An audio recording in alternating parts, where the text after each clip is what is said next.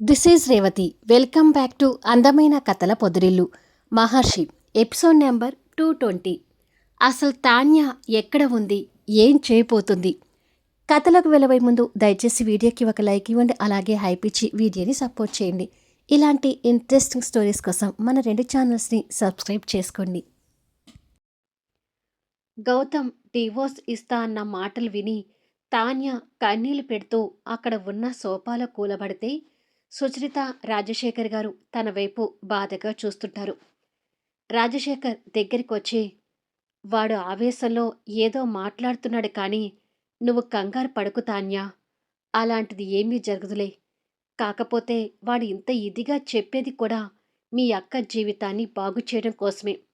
మహర్షి మారి ఉంటే బాగుండేది, కానీ అతని ప్రవర్తన అలాగే ఉంది అనేసరికి అవంతిని అతని దగ్గర నుంచి విడదీయటం మంచిదని నాకు కూడా అనిపిస్తుంది అని అంటాడు. సుచరిత కూడా దగ్గరికొచ్చి, మహర్షి నా కూతురు జీవితాన్ని నిలబెట్టి ఉండొచ్చు. ఆ విషయంలో మహర్షికి నేనెప్పుడూ రుణపడి ఉన్నాను. కానీ మహర్షి తిరుగుబోతుతనాన్ని నేను కూడా వెనకేసుకొని రాలేను తాన్యా.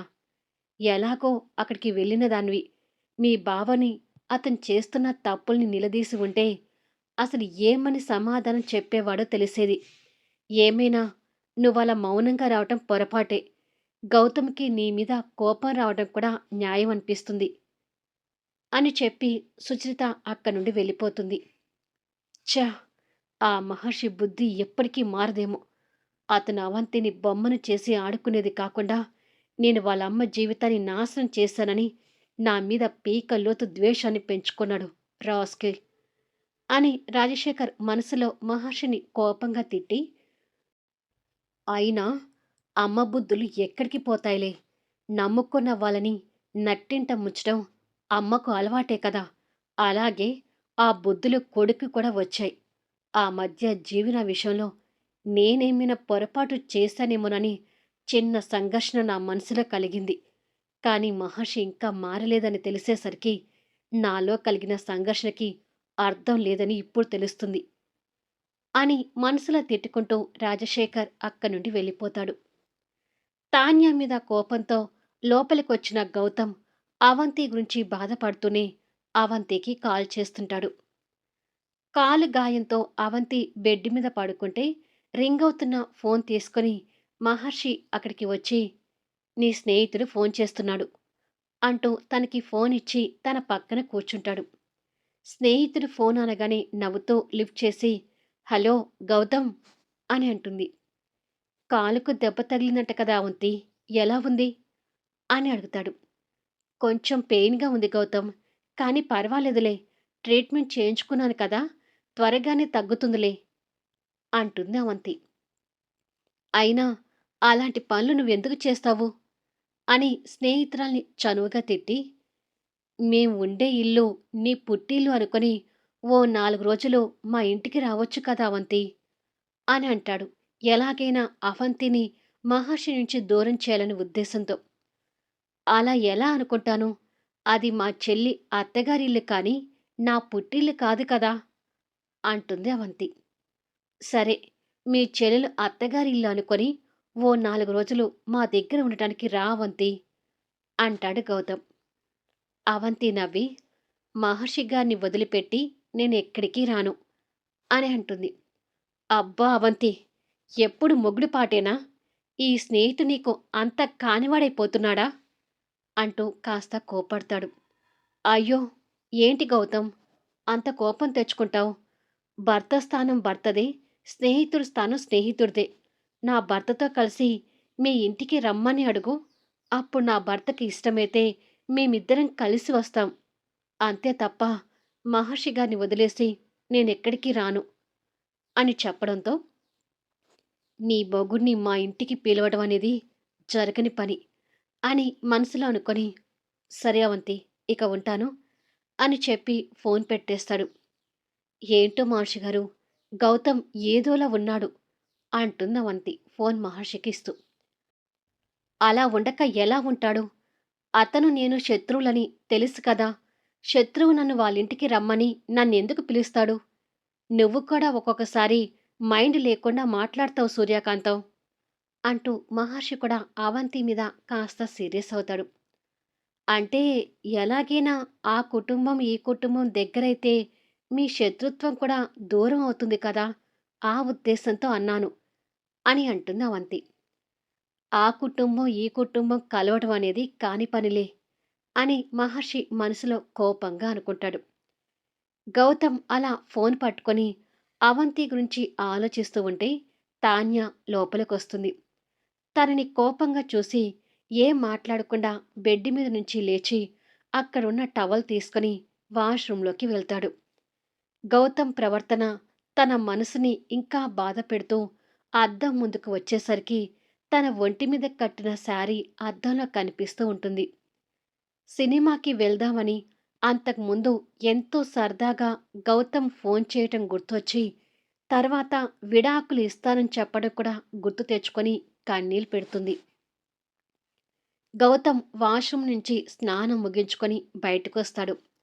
తను అద్దం ముందు తలదించుకొని కన్నీళ్లు పెడుతుంటే అద్దంలో తను ఏడవటం కూడా చూసి కబోర్డ్ దగ్గరికి వచ్చి బట్టలు తీసుకుంటూ, నీ ఏడుపులు, నీ కన్నీళ్లు నా మనసుని కరిగించలేవు తాన్యా. నీకిచ్చింది 2 రోజులు టైం. అది గుర్తుపెట్టుకో అని చెప్పి బట్టలు వేసుకుంటాడు. గౌతమ్‌తో ఇంకో మాట ఏమీ మాట్లాడకుండా తాన్య మౌనంగా ఆ మాటలు భరిస్తూ ఉంటుంది. కొద్దిసేపటికి గౌతమ్ ఆఫీస్‌కి రెడీ అయి వెళ్ళిపోయాడు. కానీ తాన్య ఆఫీస్‌కి వెళ్ళకుండా గౌతమ్ విడాకుల గురించి చెప్పిన మాటల్ని పదే పదే గుర్తు తెచ్చుకుంటూ కన్నీళ్లు పెడుతుంటుంది.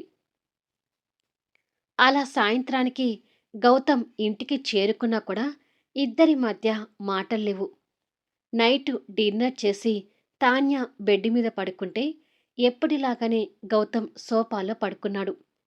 గౌతమ్ ఏదో బుక్ చదువుతూ ఉంటే తాన్య మాత్రం మౌనంగా రోదిస్తూనే ఉంటుంది. ఆ విషయం గౌతమ్‌కి అర్థమవుతున్నా మౌనంగానే ఉంటాడు.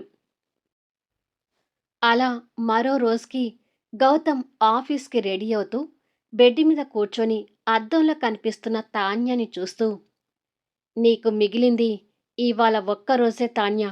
రేపీ టైంకి అవంతి మీ బావగారి నుంచి విడిపోయి నా ఇంట్లో ఉండాలి. లేదంటే నువ్వు నా నుంచి పర్మనెంట్‌గా విడిపోయి వెళ్ళిపోతావు అని చెప్పి వెళ్తాడు. గౌతమ్ మాటలు తన్ని స్ట్రెస్‌కి గురి చేస్తుంటాయి. అలా తాన్యాకి కన్నీళ్లతోనే గంటలు గంటలు గడిచిపోతుంది. సాయంత్రం 5 అవుతుంటే వెంకట్ ఏదో బయటికి వెళ్ళడానికి రెడీ అయి రూములో నుంచి బయటకొచ్చి, అమ్మా, నేను బయటికి వెళ్తున్నాను.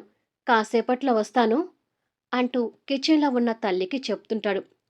సరేరా అని తులసి అంటూ ఉంటే మిథున పాపని ఎత్తుకొని అక్కడికి వచ్చి, ఇవాళ నేను మా అమ్మ వాళ్ళ ఇంటికి వెళ్ళాలనుకుంటున్నాను వెంకట్. రేపు మార్నింగ్ వరకు వచ్చేస్తాను. నన్ను కొంచెం మా అమ్మ వాళ్ళ ఇంటి దగ్గర డ్రాప్ చేస్తావా అని అడుగుతుంది. వెంకట్ తన దగ్గర నుంచి పాపని ఎత్తుకొని, నీ పుట్టింటికి వెళ్ళాక ఇక రావడం ఎందుకు? అక్కడే ఉండు అంటాడు తనని కోపంగా చూస్తూ. ఏమిట్రా ఆ మాటలు? పాపం తనకి పుట్టింటి మీద గాలి మలినట్టుంది. మాట్లాడకుండా వెళ్ళి డ్రాప్ చేయి. రేపు మార్నింగ్ వరకు తను వచ్చేస్తుంది అని అంటుంది తులసి. ఆటోలో వెళ్ళమనమ్మా అంటాడు వెంకట్. కారు పెట్టుకొని ఆటో ఎందుకు? ఇది చలికాలం. పాపకి చలిగాలి తగలకూడదు. నువ్వే కారులో డ్రాప్ చేసిరా అని అంటుంది తులసి.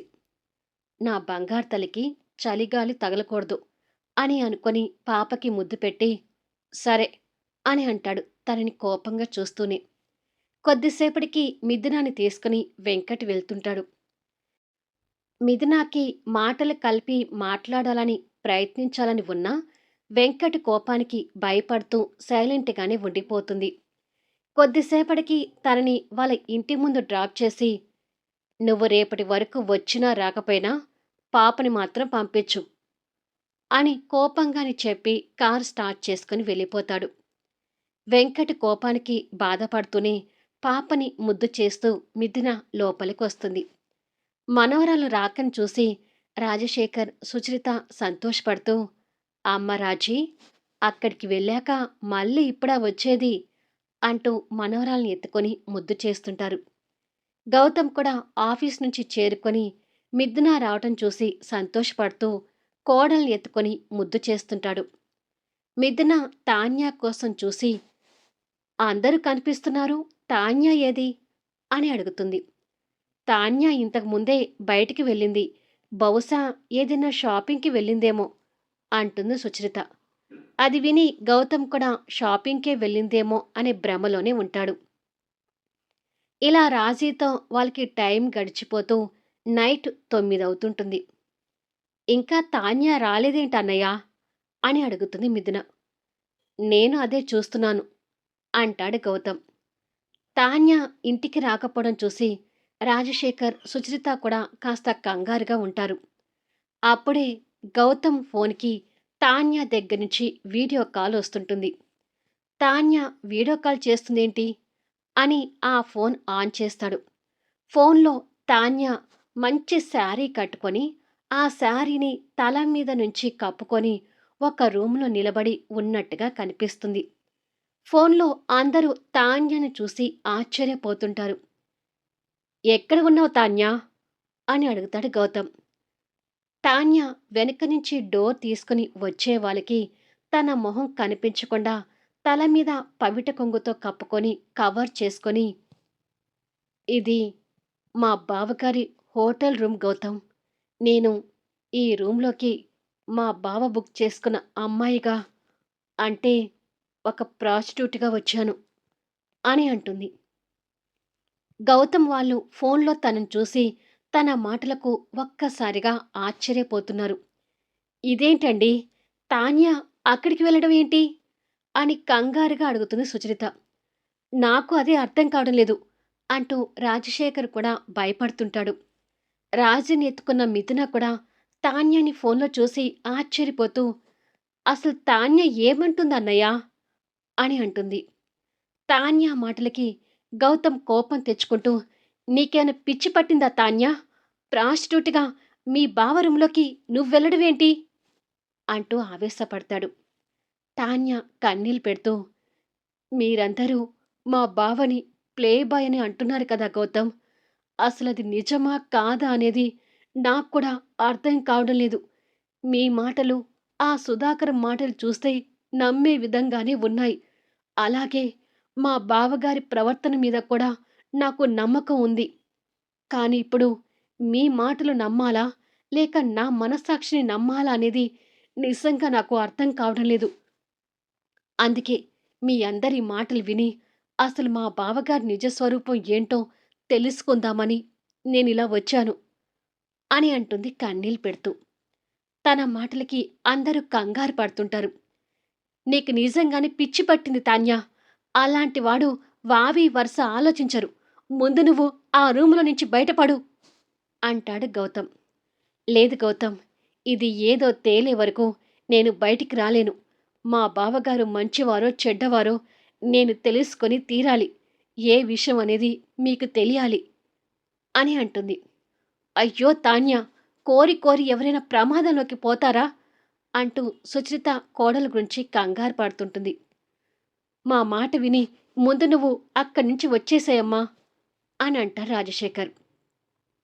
ఇంతమంది మీ బావ గురించి చెప్తున్నా కూడా నమ్మకుండా ఇంకా మీ బావ గురించి తెలుసుకోవాలంటావేంటి తాన్యా? నీకు పుణ్యం ఉంటుందే, ముందు నువ్వు ఆ రూము నుంచి బయటికి రావే అంటూ గౌతమ్ తాన్యాకి ఏమవుతుందేమో అని భయంతో బాధపడుతూ చెప్తాడు. తాన్య వస్తున్న కన్నీళ్లు తుడుచుకొని తల మీద కప్పుకున్న కొంగుని సరిచేసుకుంటూ, నిజంగానే మా బావ తప్పుడు మనిషి అయితే మా అక్కకి నేను తీరని అన్యాయం చేసినట్టే గౌతమ్. ఆ తప్పుని ఎప్పటికీ క్షమించుకోలేను. అలాగే మా బావ మంచివాడు అయ్యుంటే నేను అనుమానించి ఇక్కడికి ఇలా వచ్చినందుకు ఈ తప్పుని కూడా జన్మలో క్షమించుకోలేను. కానీ గౌతమ్, మా బావగారి గురించి నేను ఎటూ తేల్చుకోలేకపోతున్నాను అని అక్కడ అందంగా కనిపిస్తున్న బెడ్‌ని చూసి భయపడుతూ, ఇలా హోటల్ రూమ్‌లో ఒంటరిగా మా బావతో ఉండబోతున్నందుకు నాకు కూడా కొంచెం భయంగానే ఉంది అని అంటుంది. తాన్య అక్కడ ఉన్నందుకు గౌతమ్‌కి ఆల్మోస్ట్ కన్నీళ్ళొస్తూ, భయపడుతూ అక్కడ ఉండటం ఎందుకు తాన్య? ప్లీజ్ తాన్య, ఈ టైంలో ఆ హోటల్లో ఆ దుర్మార్గుడి చెంత ఉంటే నిన్ను మరదలని కూడా చూడడు. నా మాట విని ముందు ఆ రూమ్ నుంచి బయటపడు అని కంగారుగా అంటాడు. ఇలా రాజశేఖర్, సుచరిత, మిథున కూడా తనకి నచ్చచెప్పాలని చూస్తుంటారు. మిథున మారినా కానీ మహర్షి క్యారెక్టర్ గురించి తనకి ఇంకా తెలీదు కాబట్టి తాన్య అక్కడ ఉన్నందుకు తను కూడా భయపడుతుంటుంది. నువ్వక్కడ ఉండే కొద్దీ నీకు ప్రమాదం పొంచి ఉంది తాన్య. మేం చెప్పేది ఎందుకు వినిపించుకోవడం లేదు అంటాడు రాజశేఖర్ తనని బతిమలాడుతూ. మీ అబ్బాయితో ఇలా రోజు గొడవపడి కన్నీళ్ళు పెట్టుకుంటూ కూర్చోటం నా వల్ల కాదు మావయ్య. అందుకే ఏదో ఒకటి తేల్చేయాలి అన్నట్టుగానే నేను తెగించి ఇక్కడి వరకు వచ్చాను అని అంటుంది. మహర్షి నిన్ను చూసి మంచివాడిగా నటించడానికి గ్యారంటీ ఏంటి తాన్యా అని అడుగుతాడు గౌతమ్. ఆ డౌట్ మీకు వద్దు గౌతమ్. మా బావగారి బుద్ధి ఏంటో తెలిసే వరకు నా మొహాన్ని మా బావగారికి కనిపించకుండా ఇలాగే కవర్ చేసుకుంటాను. నేను ఎవరో తెలియకుండానే మా బావ క్యారెక్టర్ ఏంటో బయట పెట్టాలని చూస్తున్నాను అని అంటుంది. అసలక్కడ ఏం జరుగుతుందోనని నలుగురిలోనూ టెన్షన్ కనిపిస్తూ ఉంటుంది. అమ్మాయి హోటల్ రూమ్‌కి చేరుకుందని తెలుసుకున్న మహర్షి ఆ హోటల్ ముందు కారాపి అవంతికి ఫోన్ చేస్తుంటాడు. బెడ్ మీద ఉన్న అవంతి కాల్ చేసి, "ఏంటి మహర్షి గారు?" అని అడుగుతుంది. "ఇవాళ నైట్ ఇంటికి రావడం లేదు అవంతి. హోటల్ రూమ్‌లోనే ఉంటున్నాను" అని చెప్తాడు. "సరే మహర్షి గారు, నా కాలు నొప్పి కూడా తగ్గిందిలెండి. నా గురించి ఆలోచించకుండా ప్రశాంతంగా నిద్రపోండి" అని చెప్తుంది. "సరే సూర్యకాంతం, బాయ్" అని మహర్షి నవ్వుతూ చెప్పి కార్ దిగి హోటల్లోకి వస్తుంటాడు. ఆ తర్వాత ఏం జరుగుతుంది అనేది నెక్స్ట్ వీడియోలో చూద్దాం. కథ నచ్చితే దయచేసి లైక్ చేయండి, హైప్ ఇవ్వండి, మీ అమూల్యమైన కామెంట్స్ షేర్ చేయండి. దయచేసి కామెంట్స్ ఎక్కువ ఇవ్వడానికి చూడండి. చాలా తక్కువ వస్తున్నాయి. కామెంట్స్, లైక్స్ ఎక్కువ వస్తే వీడియోస్ కూడా ఎక్కువ మందికి వెళ్ళటానికి వీలవుతుంది. సో దయచేసి కామెంట్స్ ఎక్కువగా ఇవ్వడానికి చూడండి. Thank you for listening.